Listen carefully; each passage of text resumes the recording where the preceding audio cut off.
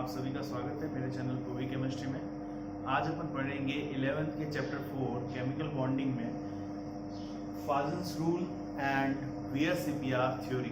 वीएससीपीआर theory का आज थोड़ा सा पोर्शन पढ़ेंगे जिसमें सिर्फ पोस्टुलेट्स वाला पार्ट आएगा और फाजन्स रूल अपन आज कंप्लीटली पढ़ेंगे। ठीक है, फाजन्स रूल है क्या और फाजन्स रूल किसके लिए दिए गए थे उसके बारे में जानते हैं। पहले फाजन्स रूल जो थे वो बताते हैं कि कोवेलेंट कैरेक्टर कितना है, एक आयोनिक बॉन्ड में कोवेलेंट कैरेक्टर कितना आता है उसको एक्सप्लेन करने के लिए फाजन्स रूल दिए गए थे। ठीक है, अब आयोनिक बॉन्ड में कोवेलेंट कैरेक्टर, मैंने जैसा आपको बताया था पिछले वीडियो में कि कोई भी बॉन्ड 100% आयोनिक या 100% कोवेलेंट नहीं हो सकता।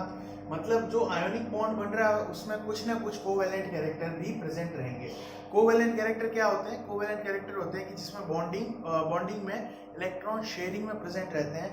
जबकि आयोनिक कैरेक्टर में क्या होता है? आयोनिक कैरेक्टर में ये होता है कि किसी भी एक आयन के पास इलेक्ट्रॉन प्रेजेंट रहते हैं और एक आयन के पास क्या रहता है? इलेक्ट्रॉन की डेफिशिएंसी रहती है, इलेक्ट्रॉन कम होते हैं या आयंस बनते हैं पॉजिटिव और नेगेटिव। ठीक है, तो अपन स्टार्ट करते हैं सबसे पहले फाजन्स रूल।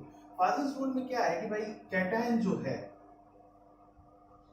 जो आपके कैटायन है और एनायन है, ठीक है, तो अब यहाँ पे कोवेलेंट कैरेक्टर किस तरीके से आता है? जैसे यहाँ पे अपन एक एग्जांपल लेते हैं HCl का। ठीक है, इसमें हाइड्रोजन प्लस है और Cl माइनस है। चलो ये हटा दो, यहाँ पे Na प्लस ले लेते हैं। Na प्लस है और Cl माइनस है। अब होता क्या है कि कैटायन जो है वो एनायन के इलेक्ट्रॉन को क्या करता है? अपनी ओर अट्रैक्ट करता है। मतलब यहाँ का जो ये इलेक्ट्रॉन क्लाउड है इसको क्या किया जा रहा है? अट्रैक्ट किया जा रहा है। ठीक है, तो ये क्या करता है? इलेक्ट्रॉन्स को अपनी ओर अट्रैक्ट करता है।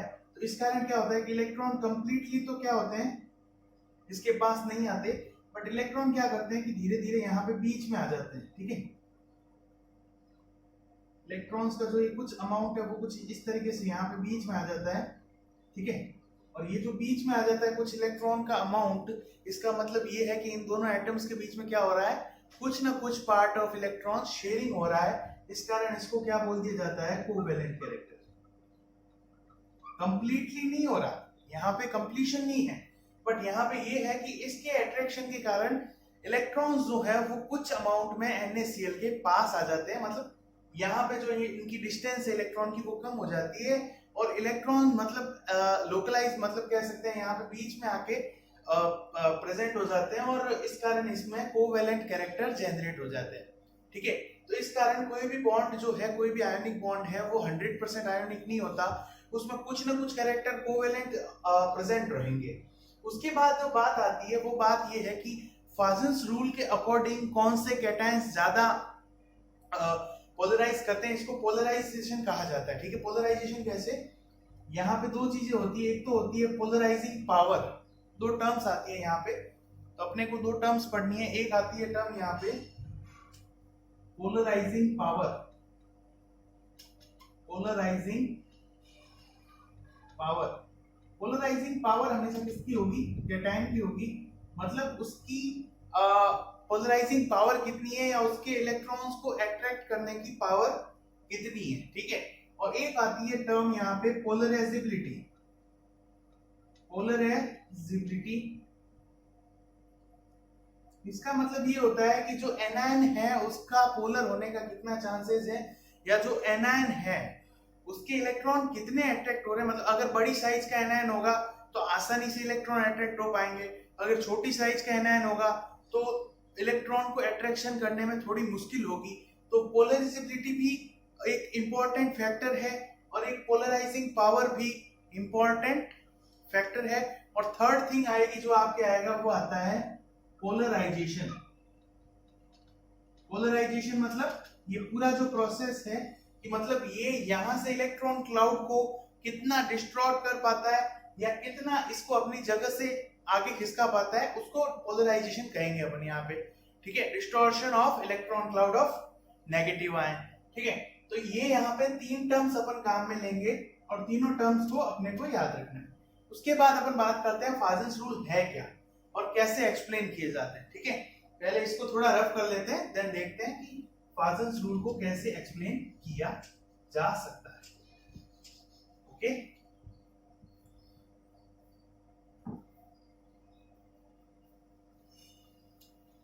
चलो स्टार्ट करते हैं। फर्स्ट थिंग आती है small size of cation and large size of anion. अगर ऐसा होता है तो कोवेलेंट कैरेक्टर क्या होते हैं, इंक्रीज होते हैं। Small size of cation and large size of anion.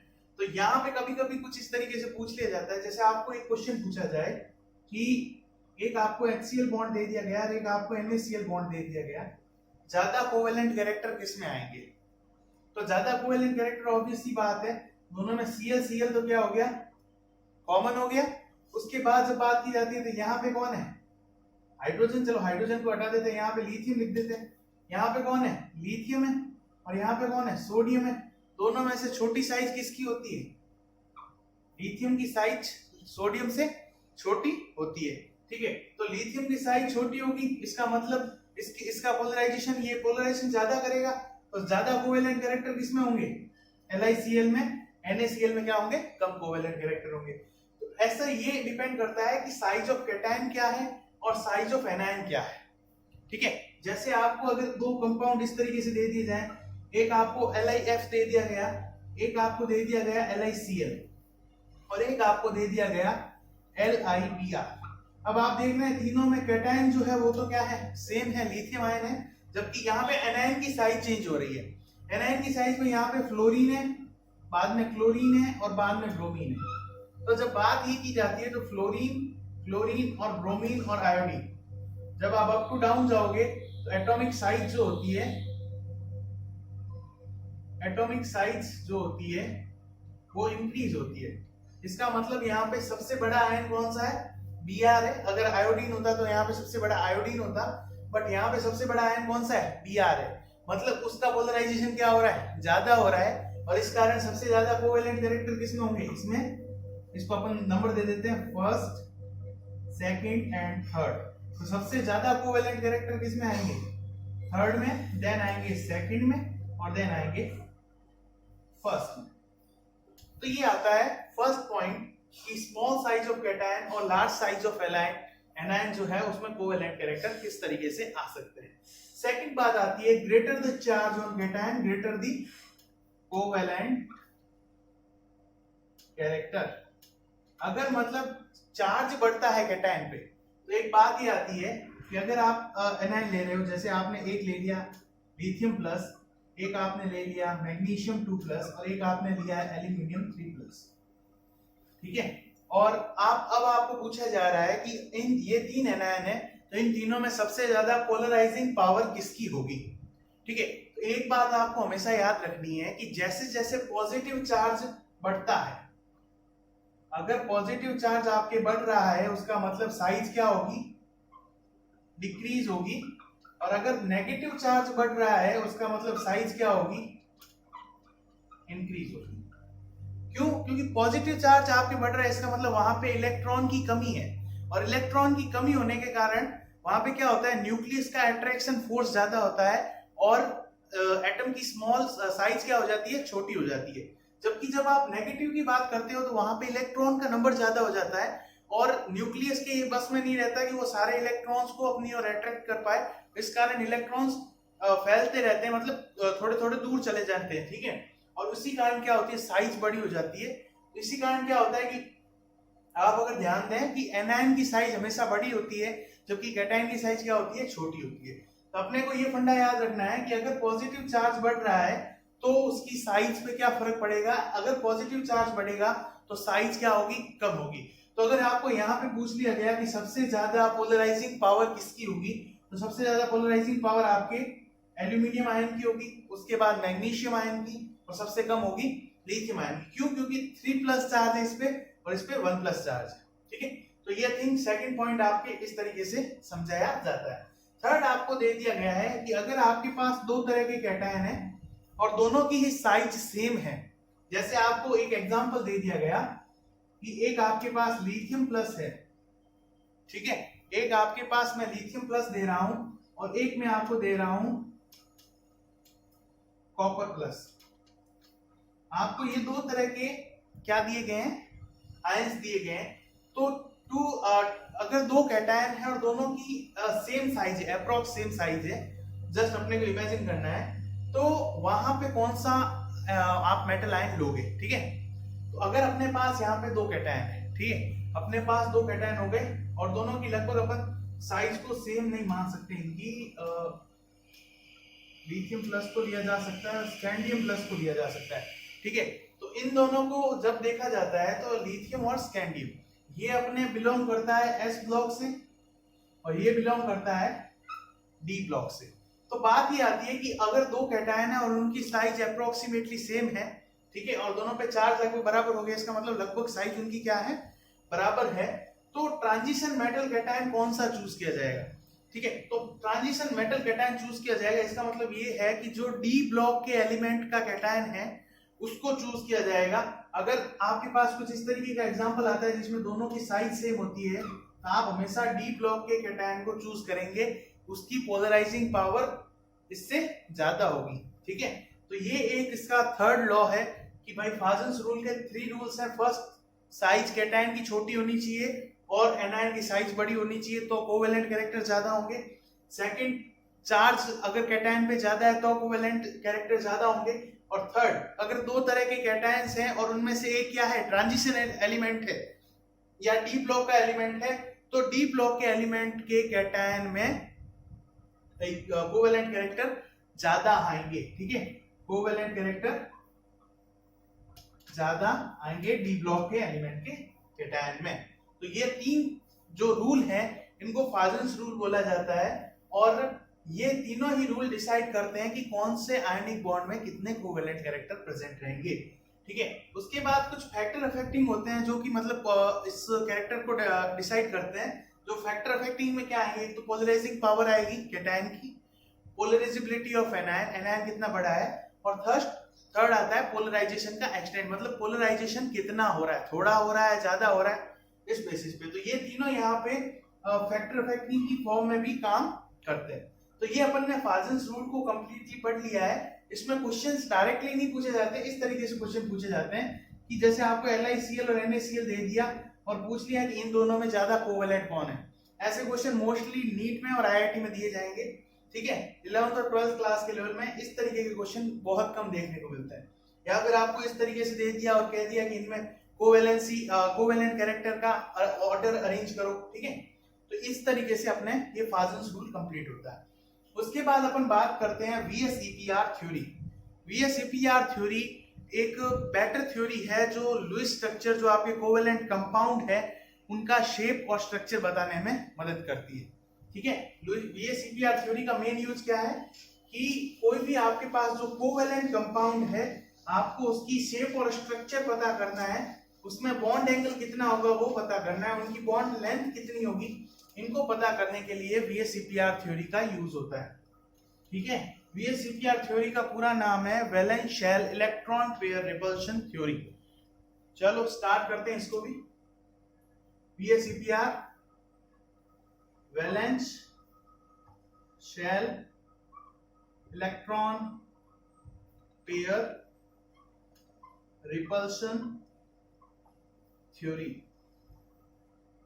मतलब वैलेंस शेल में इलेक्ट्रॉन पेयर के रिपल्शन के बेसिस पे इस थ्योरी को दिया गया था कि यहाँ पे क्या किया जाता है कि सबसे पहली बात इसका यूज होता है कोवेलेंट कंपाउंड के, कोवेलेंट जो भी आप कंपाउंड ले रहे हो या मॉलिक्यूल ले रहे हो उसके शेप और स्ट्रक्चर का पता करना, शेप एंड स्ट्रक्चर, ठीक है। कैसा उसका शेप होगा, उसकी ज्योमेट्री क्या होगी, उसमें बॉन्ड एंगल कितना होगा, वो पता करने के लिए यूज किया जाता है, ठीक है। और वैलेंस शेल के बेसिस पे इस थ्योरी को दिया गया है, ठीक है। वैलेंस शेल आपको पता है कि आउटर शेल, क्योंकि कोई भी एटम का जो बॉन्डिंग में पार्टिसिपेट करता है, ठीक है। इसको स्टार्टिंग में दिया गया था सिड्जविक और पोवेल के द्वारा, दो साइंटिस्ट थे जिन्होंने 1940 में इसकी एक सिंपल बेसिस थ्योरी तैयार की थी वैलेंस शेल इलेक्ट्रॉन पेयर के रिपल्शन पे। उसके बाद 1957 में गिलेस्पी और नाइहोम नाम के दो साइंटिस्ट थे जिन्होंने उसको थोड़ा सा मॉडिफाई किया, ठीक है। तो ये इनके डिस्कवरी वाले हो गए। उसके बाद आते हैं VSEPR के पोस्टुलेट्स। मैं अपन पोस्टुलेट्स ही पढ़ेंगे इस वीडियो में, नेक्स्ट वीडियो में अपन इसके एग्जांपल्स और शेप एंड स्ट्रक्चर्स पढ़ेंगे। तो पोस्टुलेट्स क्या थे? फर्स्ट पोस्टुलेट ये था कि कोई भी अगर आप मॉलिक्यूल ले रहे हो तो उसकी शेप जो है वो उसमें प्रेजेंट बॉन्ड पेयर और लॉन पेयर पे डिपेंड करती है। बॉन्ड पेयर ऑफ इलेक्ट्रॉन्स कितने हैं और लॉन पेयर ऑफ इलेक्ट्रॉन्स कितने हैं उस पर डिपेंड करेगी, सेकेंड थिंग थी कि वैलेंस शेल में जो इलेक्ट्रॉन पेयर्स प्रेजेंट रहते हैं उनमें रिपल्सन प्रेजेंट रहता है। तो वैलेंस शेल में जो इलेक्ट्रॉन पेयर प्रेजेंट रहेंगे उनमें रिपल्सन प्रेजेंट रहेगा। तो अब इन रिपल्सन को कम करने के लिए क्या होगा, वो थर्ड पॉइंट है। उनमें रिपल्सन प्रेजेंट रहेगा तो थर्ड पॉइंट ये है कि रिपल्सन को कम करने के लिए क्या होते हैं कि ये जो इलेक्ट्रॉन पेयर होते हैं ये खुद को रीअरेंज करते हैं प्रॉपर स्ट्रक्चर्स में या प्रॉपर सिमेट्री में, जिसके कारण यहाँ पे रिपल्सन मिनिमम होता है और इनके बीच में डिस्टेंस क्या हो जाती है, मैक्सिमम हो जाती है। क्यों? क्योंकि इलेक्ट्रॉन और इलेक्ट्रॉन तो आपस में क्या करते हैं, रिपल्सन करते ही हैं।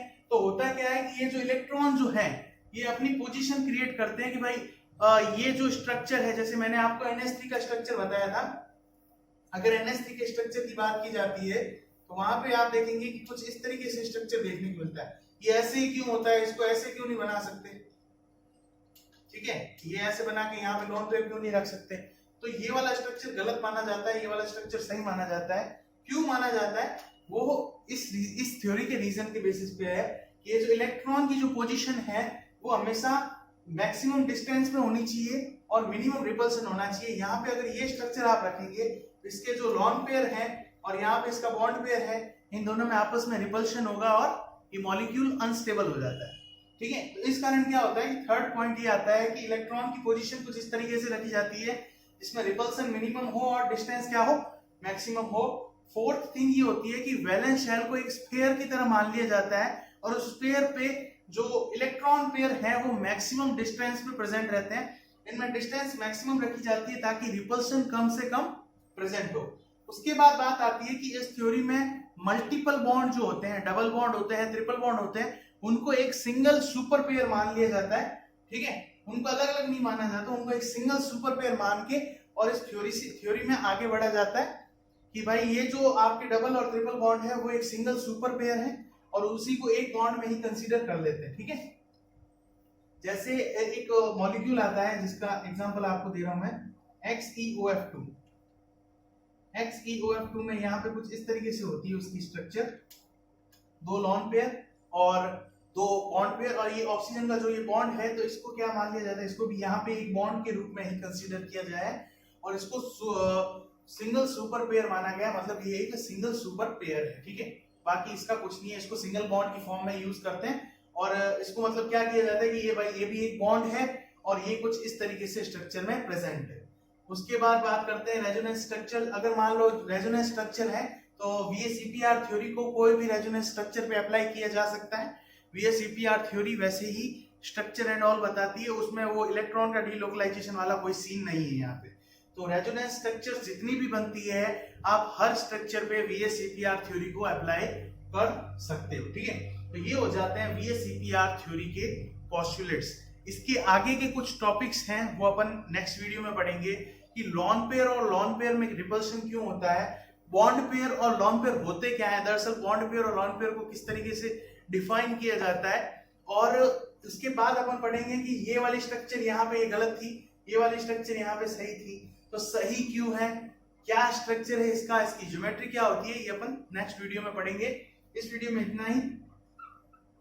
Thank you. वीडियो को लाइक कीजिए, शेयर कीजिए, चैनल को सब्सक्राइब कीजिए और लगातार केमिस्ट्री पढ़ते रहिए। Okay, thank you.